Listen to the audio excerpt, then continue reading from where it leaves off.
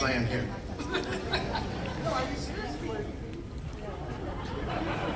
Musashi is gonna help me. Help, Musashi! Where do you want us? Oh, I see. That way nobody knows who you Zion? are. All right, I go over there. All right. Okay, we're professionals, ladies and gentlemen. We've actually done We this got before. this. All right, would you guys like to say hello? Hello. Hi. Hi, everybody. I'm Tom Gibbs, and I play Shikamaru Nara. Oh, man, what a drag. Hey guys, I'm Amanda C. Miller. I voice Boruto in Naruto's son, Next Generations. That's not the real name. So. It's not? I mean, well, for you it is. We'll call it for you. Yeah. We'll change the name of the show for you. Thank you. All right. I thought it was question. Shikamaru Adventures. Shikamaru's lazy afternoon. Yes. All right, first question here for Amanda. Oh, question. You've been playing Boruto for quite some time now. How have your feelings towards the role changed? I think in the beginning it was like sheer panic. Because it was like, oh, I'm stepping into a franchise that's been running for like 15 years before me. So it was definitely like, I don't know, I felt like I had a lot to prove, and I don't know, maybe I still do, but it's been fun. Like, it's been really cool to like settle into it and feel welcomed by the family and the fandom and all that, so. I don't think you have anything to prove. Does she have anything to prove? Maybe. No! You're killing it! Is she killing it? Yeah. Thank you. All right. I was wanting to like wrestle somebody. That was like the hope. I was gonna say like yeah, and then I was gonna like show you how bad I am at arm wrestling. Wait for the trivia contest. You can wrestle all the losers, okay? Great. Awesome. Bring it. Second prize. All right, and for Shikamaru, Shikamaru is known as one of the laziest characters in anime. How does that make you feel? You know, it's funny, like when the show first started and people go, oh yeah, you're the lazy ninja, I would get kind of a little annoyed with that. Because I always look at him as, he's not so much lazy as he's super efficient. So he has to do as little as possible to succeed at the task at hand. So yeah, he's not lazy, he's just highly efficient. For all you young ones, try that with your parents or teachers. Oh, okay, well I'll give you this. So Bill Gates has a quote that says, if you want to get something done, hire a lazy person because they'll get it done fast. And it's true. All right, next question. Do you feel closer to your characters, this is for both of you, after playing them for so long? Yeah, I mean absolutely. It's weird because I like feel like Boruto is like my little brother. So I get kind of like protective of him because you've been doing, for like a couple years, like what, 200 and something episodes. So yeah, you kind of start to see their growth and you're like, I'm so proud of my little dork.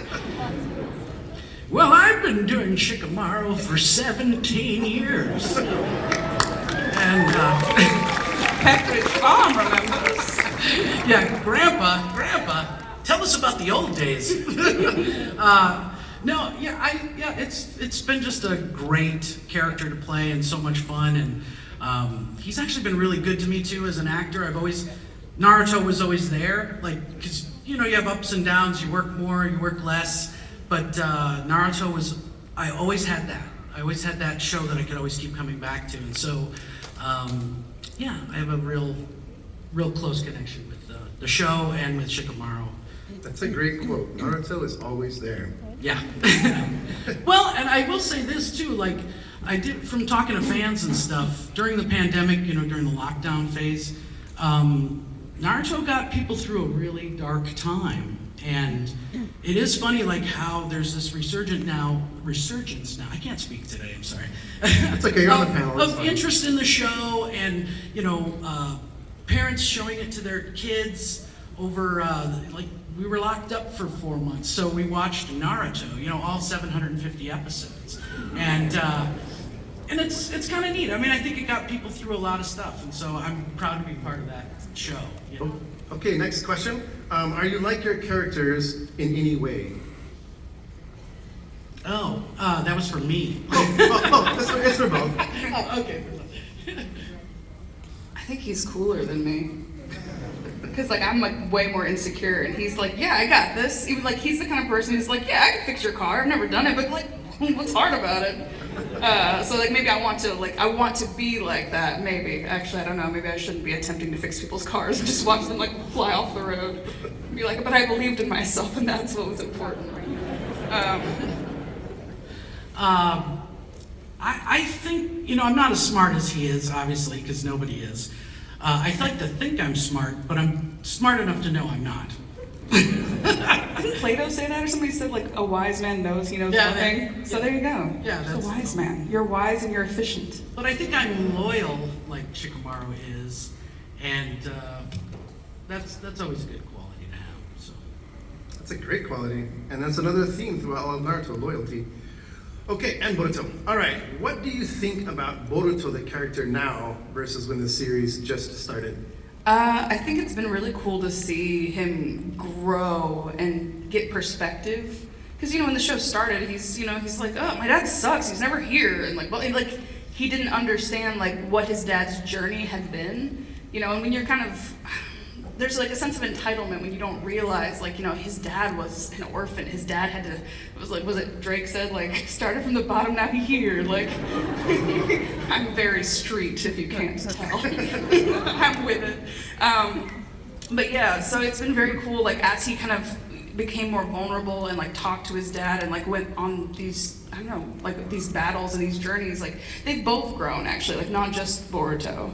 But I just like that they've grown closer, they kind of have a better understanding of each other, more patience with each other, and yeah, I'm excited to see where it goes. That's a good answer, that's beautiful.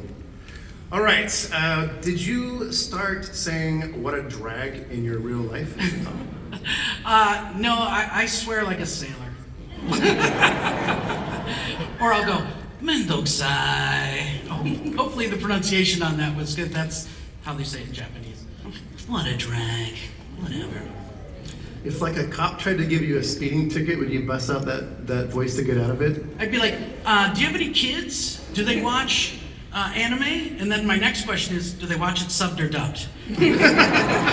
I'm either really gonna get the ticket, or I'm. I feel like if you start with, do you have any kids, that might get you the ticket. He's like, all right, get out of the car. Out of the car. Next question. What kind of scenarios would you like to see Boruto in that we haven't yet? I don't know, is there like a musical episode? They have like put on just a Chunin school musical. They have like tap dance and stuff, I don't know. I also definitely want to see what he's like when he falls in love. Ooh. Like, I feel like he's had like a crush on like the class president, but like I want to see him like be like an idiot trying to talk to girls. Okay, maybe just as charming as his dad was, right? Okay, is it harder or easier to play a character that's so laid back? Would you rather yell a lot? No. When you yell a lot, you blow out your voice. So I've done a lot of the video games, and they save all the yelling towards the end of the video games. You just roll them off, and then because if they blow out your voice, they don't care because they can let you go home. That's why they do it at the end. And characters that I find, like I go to cons and I talk to people and I talk all day in my regular voice. This voice is hard to maintain all day long. But when I've had my voice be as tired as it possibly is, I can go, whatever, what a drag. It just sits right there. It's easy.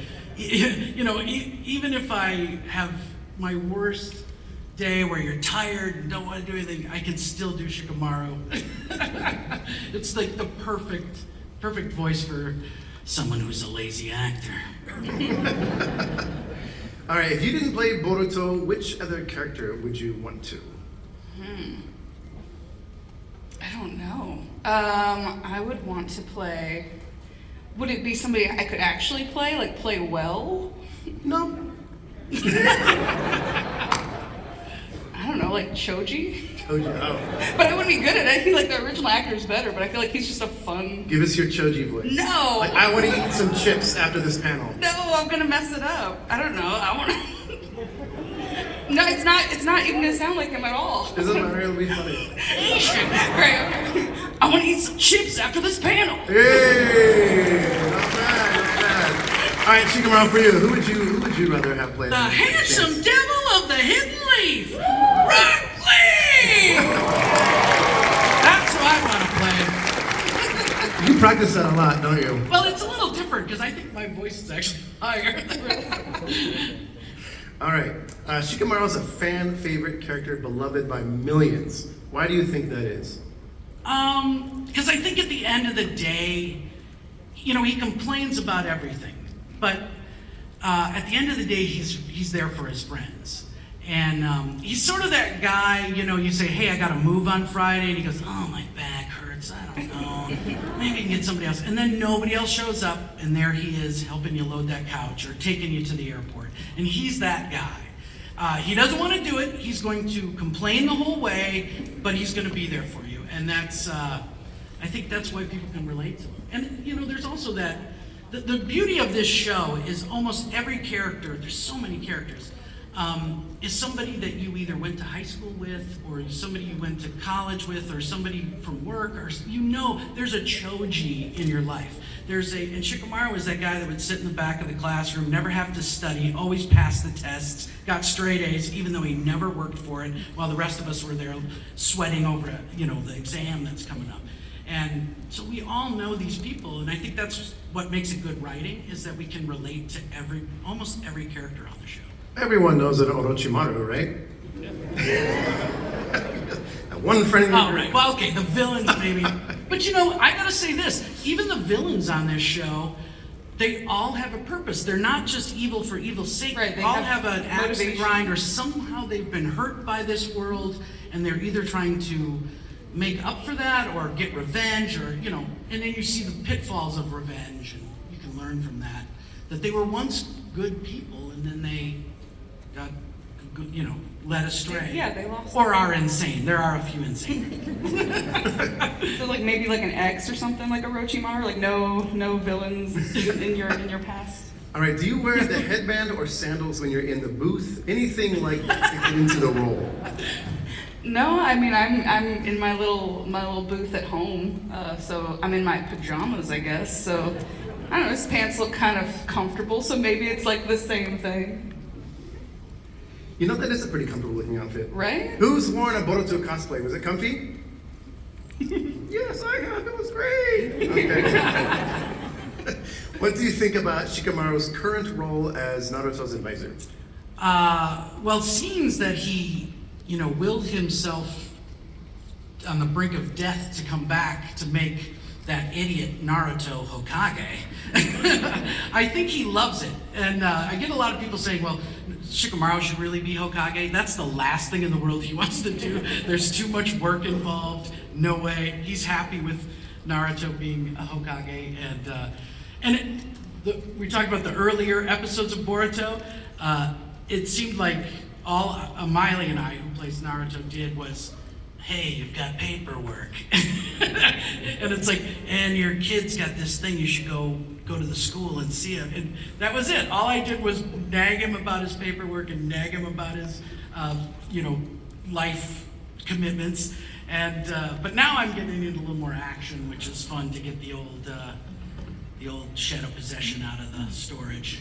That is true. It's like just paperwork jutsu or whatever. Yeah, that's it. It's just like Have piles somebody else do it jutsu. Yeah, just bureaucracy. What's some practical advice you can give someone trying to break into voice acting during these unique times? I mean, this is always the boring answer, but it's the good one of be an actor. Like, take acting classes, because the voiceover stuff, you can do that afterwards. Like, that's just like a certain type of acting. Correct. But like, we don't have a set, we don't have costumes, we often don't even have other actors. Like, we're voice acting in a box by ourselves, and we're having to imagine this entire world. You know, imagine you're being attacked by, like, you know, giant snakes or whatever. Imagine that you're, you know, transforming into a werewolf. Like, whatever's happening, you have to believe it, like, up here, and acting classes really help you be able to flex that imagination muscle, I guess. Yes, I agree with that 100%. And plus, acting classes also teach you how to use your voice as an instrument. It teaches you how to use your body as an instrument, which, as a voice actor, like, people will tell you, we're all moving around in the booth, we're like doing all sorts of like physicality and stuff, because it affects how it comes out in your voice. But yeah. They'll go, do it again because we heard cloth? Yeah, like we heard like the jingling or whatever. I don't know, what do you? No, I agree with that. Actor, I always find it funny when people say voice actor. It's like, well, we're just actors. And most of us came from an acting background. There's a few that came from music, but that's, very kind of similar type of setup. But I guess the thing I wanted to say about getting into acting in this business, everything is changing, and right now we are living in this brand new golden age. In your pocket you have a edit booth, you've got a sound booth, you've got a microphone, you've got a camera, you have the ability to produce content yourself, and I think it changes the game completely. I didn't have any of that when I was coming up, and it was like, you can do your own stuff right now, and if you get enough followers and people love it, it turns into something else, and I think that is such a unique opportunity. It's almost like Hollywood at the turn of the century with movies. Like, they just went out to California and they just started filming stuff, and that's what's happening right now.